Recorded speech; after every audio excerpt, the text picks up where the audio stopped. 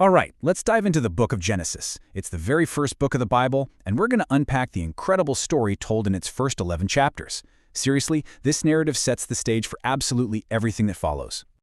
So, here's how we're going to break it down. First, we'll look at the book's overall structure. Then we'll jump into the story of creation and a really crucial choice. After that, we'll trace the ripple effects of that choice, see a dramatic reset that, well, you'll see. And finally, we'll land on the core problem and the promise that these chapters leave us with. Okay, first things first. To really get what's happening in these early chapters, you kind of have to zoom out and see the big picture of how the entire book of Genesis is designed. Think of the book in two main parts. In chapters 1 through 11, the camera is pulled way back. It's telling this huge, universal story about God and the whole world. But then, starting in chapter 12, bam! The camera zooms right in and focuses on just one man, Abraham, and his family. The story that connects these two parts in chapter 12 is like a hinge, and understanding the structure is the key to unlocking the message of the whole book. So, let's go right to the beginning. The story opens with God taking all this cosmic disorder and darkness and, out of it, bringing order, beauty, in this amazing world where life can just explode and flourish. And into this perfect world, God creates humans, or Adam in Hebrew. Now, they're made in His image, and this is so important. It's not about what they look like, not at all. It's all about their role, their purpose. Humans are meant to be reflections of God's own good character, His representatives, tasked with caring for this world so that even more life can flourish. But here's the kicker. Humanity gets a choice, a real choice. It's symbolized by two trees. Are they going to trust God's definition of what's good and what's evil? That's the tree of life. Or are they going to grab that power for themselves, define good and evil on their own terms? That's the tree of the knowledge of good and evil.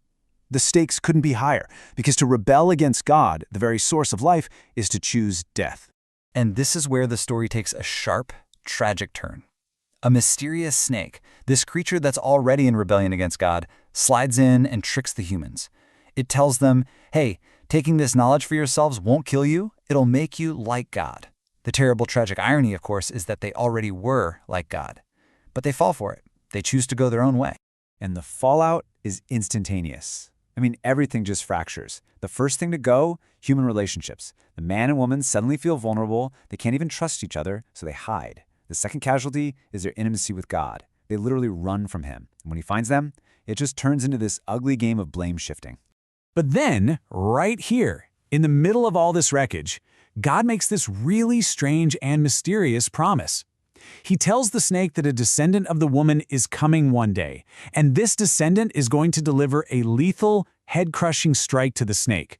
Sounds great, right? But there's a catch. The snake will also get a strike in, a lethal strike, to the descendant's heel.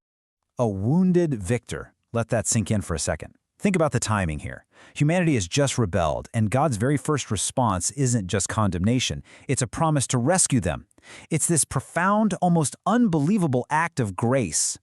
But that promise doesn't just erase the consequences. Not even close. From this point on, the story just traces the ripple effect of that first rebellion as it gets wider and wider and wider. It starts right away with two brothers, Cain and Abel. Cain gets so jealous that he murders his own brother out in a field. And the spiral just keeps going down. Cain builds a city where violence is king. Then we meet a guy named Lamech who's actually bragging about being even more vengeful and violent than Cain ever was. After that, we get these stories about the sons of God who build these corrupt kingdoms and fill God's good world with so much violence and chaos. It's just out of control. At this point, we're told that God is just broken with grief. Humanity is wrecking His good world, and even worse, they're wrecking each other. So out of this deep passion to protect the goodness that's left, He decides to wash the world clean with a great flood. But He doesn't wipe everyone out. He protects one blameless man, Noah and his family. God commissions Noah as a new Adam, even giving him the same blessing He gave the first humans. Hopes are sky high. This is a chance to start fresh, to get it right this time. But then, Noah fails. And he fails in a way that is just chillingly familiar. Remember the first Adam? His rebellion led to him being naked and ashamed in a garden? Well, check this out. Noah plants a vineyard, a garden, gets drunk, and ends up, you guessed it, naked and ashamed in his tent. The story is brilliantly showing us that the problem runs deeper. The new Adam fails in just the same way as the first. The downward spiral starts all over again. This whole cycle comes to a head in the city of Babylon. Here, humanity gets together and uses this brand new technology, the brick, to build a massive tower that's going to reach all the way to the heavens so they can make a name for themselves. It's the Garden of Eden rebellion, just on a massive civilizational scale.